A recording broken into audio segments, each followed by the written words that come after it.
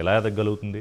అలాగే పవన్ కళ్యాణ్ని సీఎంగా చూడాలనుకుంటున్న జన సైనికులు కానీ వేరే మహిళలు కానీ అన్నాళ్ళు ఎదురు చూసే ఓపిక వాళ్ళకు ఉందా? మాట్లాడదాం ఏ రకంగా జరిగే అవకాశం ఉంది అనేది. డిబేట్లో మనతో పాటు ఇవాళ జాయిన్ అవుతున్నారు కాకుమాను రాజశేఖర్ గారు, వైఎస్ఆర్సీపీ అధికార ప్రతినిధి, పార్టీ ముఖ్య నాయకులు, భానుప్రకాష్ రెడ్డి గారు, బీజేపీ సీనియర్ నాయకులు, టీటీడీ బోర్డు మెంబర్. నమస్కారం భానుప్రకాష్ గారు, రాజశేఖర్ గారు. రాజశేఖర్ గారు, ఈ మొత్తంలో చర్చలో ఎక్కడా మీరు లేరు, మిమ్మల్ని డిస్కౌంట్ చేసేశారు. కూటమి 15 ఏళ్ళు బలంగా ఉండాలి ఒకటి, రెండోది విజనరీ లీడర్షిప్, చంద్రబాబు నాయుడు నాయకత్వంలో పనిచేయడానికి నేర్చుకోవడానికి సిద్ధంగా ఉన్నానని పవన్ కళ్యాణ్ చెప్పారు.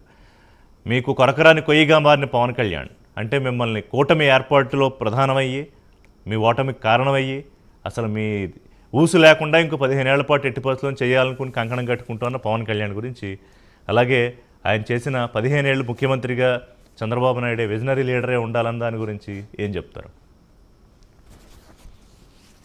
Good evening sir. Good evening Bhanuprakash గారు కూడా నమస్కారం. శివశంకర్ గారు కూడా జాయిన్ అయ్యారంటే మనతో పాటు. తమ్మిరెడ్డి శివశంకర్ గారు, MSME corporation chairman, Janasena senior నాయకులు. నమస్కారం శివశంకర్ గారు. నమస్కారం. రాజశేఖర్ గారు మాట్లాడండి.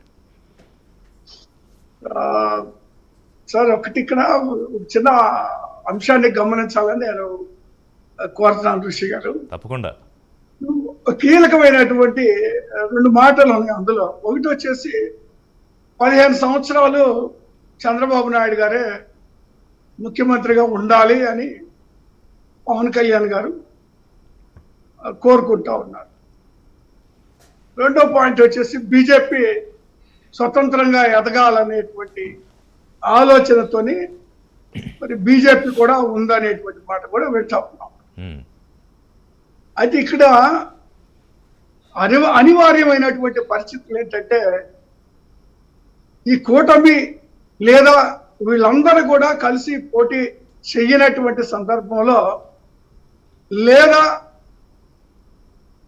ఎవరికి వాళ్ళు పోటీ చేస్తున్నటువంటి సందర్భంలో గెలిచే అవకాశాలు ఏమాత్రం లేవని, ఒంటరిగా వచ్చేటువంటి ధైర్యం ఏ పార్టీకి లేదు అనేటువంటిది స్పష్టంగా తెలిసిపోతా ఉంది. ఓకే.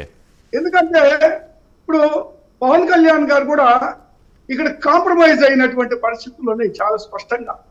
ఓ పక్క జన సైనికులు ఏమనుకుంటున్నారంటే, పవన్ కళ్యాణ్ గారు ముఖ్యమంత్రి కావాలని ఇప్పటి వరకు ఆయన్ని భుజాల మీద వేసుకొని తిరుగుతా ఉన్నారు.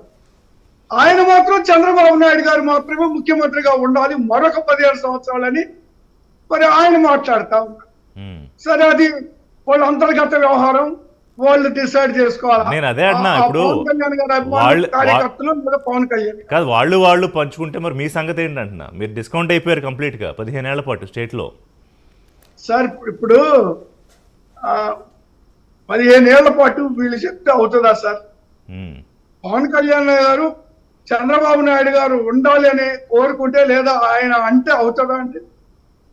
బండ్లు అయినటువంటి పరిస్థితులు ఎన్నో చూసాం. ప్రజలు అనుకుంటే ఏదైతే ఈ కూటమిలో ఉన్నారో, ఈ కూటమిలో ఉన్నటువంటి బీజేపీనే 2 సీట్లతోటి 300 పైబడి సీట్లు ఇచ్చి 3 సార్లు మరి పార్లమెంటు గెలిచి మరి దేశాన్ని ఆళ్తున్నారంటే మరి అది బండ్లు వాళ్ళు అయినట్టే కదా.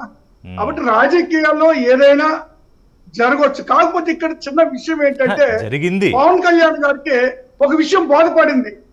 ఒంటరిగా వెళ్తే ఏ విధంగా ఉంటుందో మరి ఆయన స్పష్టంగా చూడడం జరిగింది.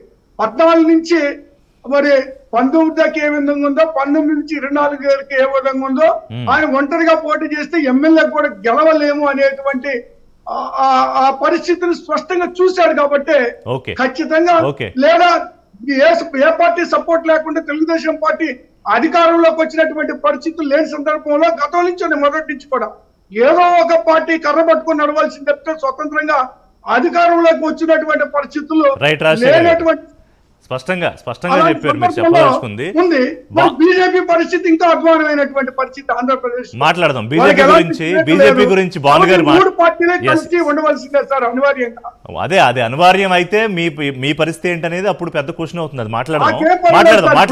భానుగారు మాట్లాడే ముందు శివశంకర్ గారు ఒక నిమిషం రాజశేఖర్ గారు వద్దాం. ఇంకా చాలా మాట్లాడాలి. ఇంకా చాలా